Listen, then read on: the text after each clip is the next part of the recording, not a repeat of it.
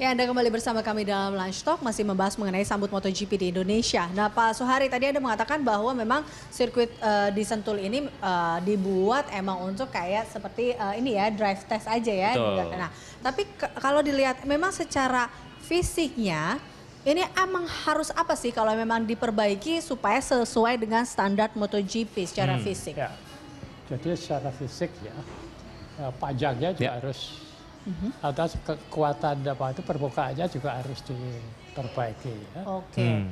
Berarti secara panjang yang memang harus diperpanjang dan juga ketebalan dari aspal itu. Ketebalan dari kualitas dari permukaan itu. Dari kualitas aspalnya.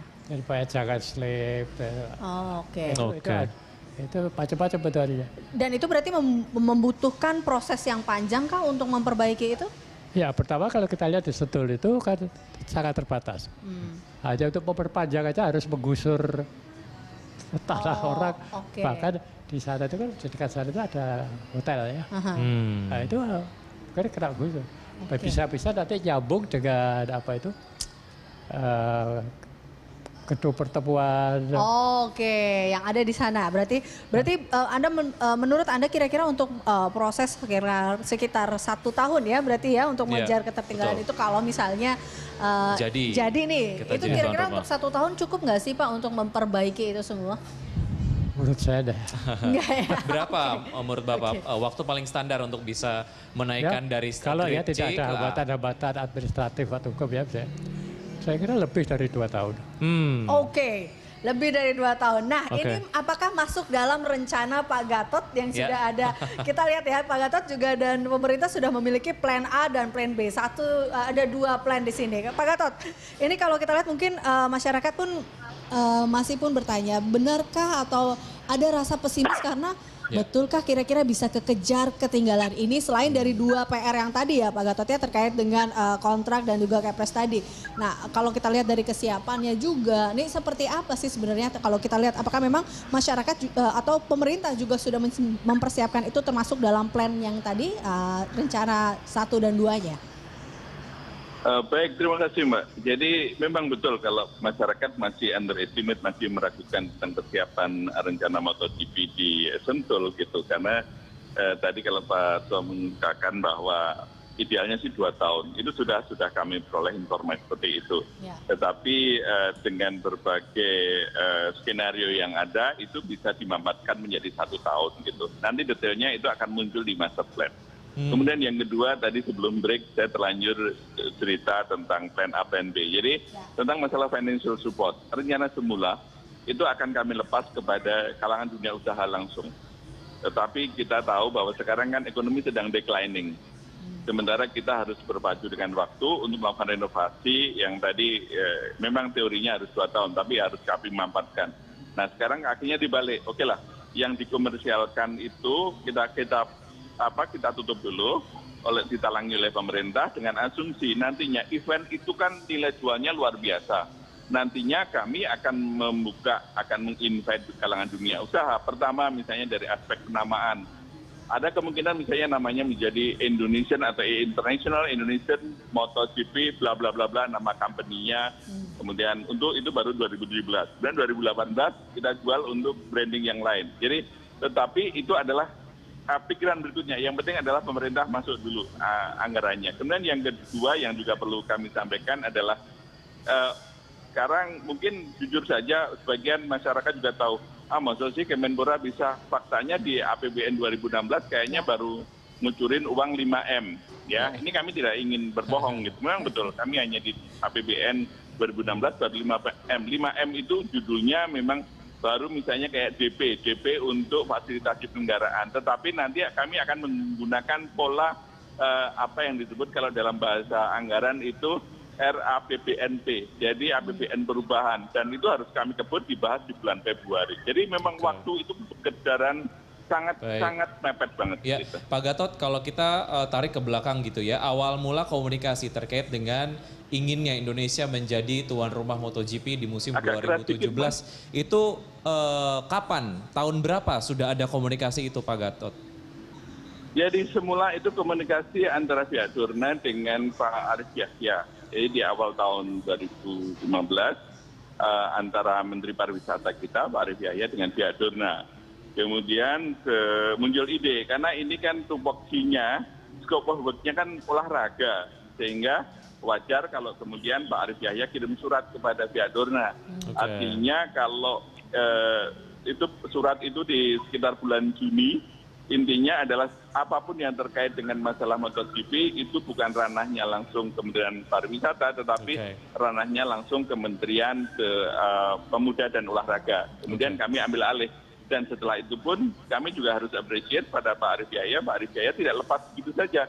Terus tetap melakukan pendampingan bersama Kemenpora, dan bahkan di hampir setiap 2 hari sekali kami rapat, itu selalu ada triumvirat. Triumviratnya itu antara Kemenpora, Pariwisata, Kementerian Keuangan itu selalu hadir dan difasilitasi oleh Kementerian Sekretariat Negara.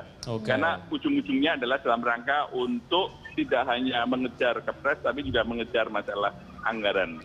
Pak Gatot, kalau Anda tadi berbicara bahwa ya kita kemudian menemukan beberapa challenge lah ya dalam hal anggaran dan lain sebagainya, fasilitas sirkuit juga agak seperti keras, itu. Mas, ya, Pak Gatot, Anda tadi menyebutkan kita menemukan beberapa challenge terkait dengan anggaran dan juga infrastruktur.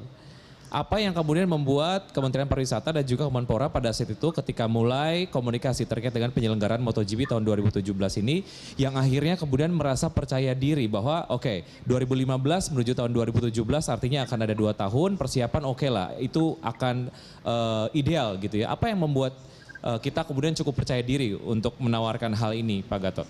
Iya, pertama adalah ini masalah opportunity. Opportunity itu kan tidak datang 2 kali ya. Jadi once itu kita ambil, ya berbagai resiko harus kita tempuh. Artinya semua sesuai dengan jalur peraturan yang ada gitu. Itu satu.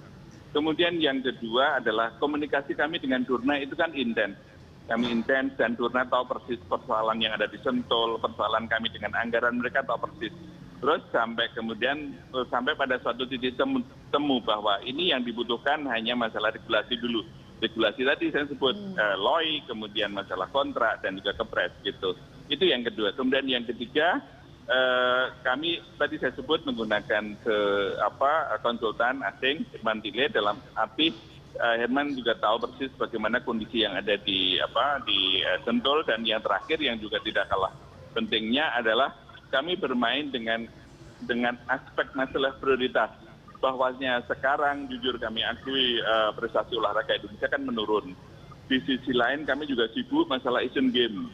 Kemudian ada lagi tahun depan ada Olimpiade di Rio Scenario dan lain sebagainya. Belum lagi mungkin para pemirsa Berita Satu juga pernah dengar rencana pemerintah untuk membantu Rio Herianto di F1 gitu. Jadi poinnya di tengah-tengah berbagai prioritas yang ada, kami mencoba membagi sources, membagi energi supaya ini betul-betul kami lakukan. Itulah yang kemudian menjadi akumulasi, kami yakin sekali.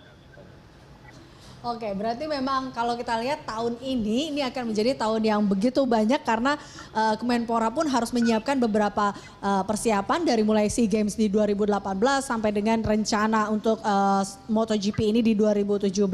Nah, kita kembali lagi kalau lihat di salah satu syaratnya Pak Gatot, kalau kita lihat kan memang ada yang mengatakan harus menyiapkan uang sebesar 108 miliar ini terkait dengan Kedrona selaku promotor. Nah ini yang tadi ya terkait dengan uang-uang yang sejauh manakah mungkin adakah pihak-pihak lain yang juga akan berpartisipasi juga untuk mendukung acara ini? Melibatkan investor misalnya. Investor dari luar seperti itu?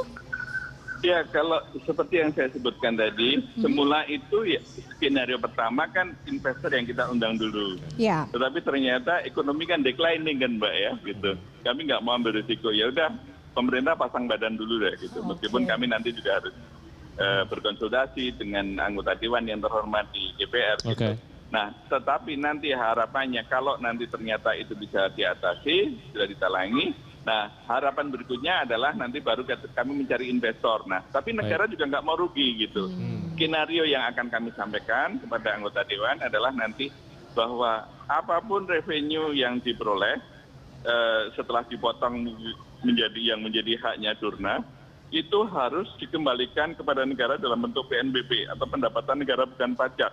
Jadi nanti banyak revenue, banyak pendapatan yang itu bukan lagi jatahnya via investor, tetapi Artinya yang proporsional lah, mana yang menjadi kewenangannya investor, oke, kita bagi. Tapi mana yang menjadi haknya pemerintah akan dikembalikan kepada negara. Dan itu sangat transparan, karena di saat sekarang penggunaan anggaran, penggunaan uang itu sangat ketat, kami tidak mau bermain-main dengan berbagai. Pak Gatot, saya ingin bahas sedikit terkait dengan komunikasi ataupun upaya untuk meyakinkan Dorna bahwa Indonesia siap untuk menjadi tuan rumah MotoGP tahun 2017. Dari Dorna sendiri, dari lagi beberapa artikel yang saya baca bahwa Indonesia belum siap, yang lebih siap itu adalah Finlandia. Pendapat Anda terkait hal ini, Pak Gatot? Itu wajar. Jadi kami tidak kaget, bahkan kami justru harus kami anggap itu sebagai blessing kan ya. Jadi itu memacu kami untuk lebih keras. Karena kalau dibandingkan dengan Finlandia, Indonesia nggak ada apa-apanya. Di Finland itu sudah well prepared sekarang. Kalau di Indonesia kan Sentul sama sekali belum dirubah.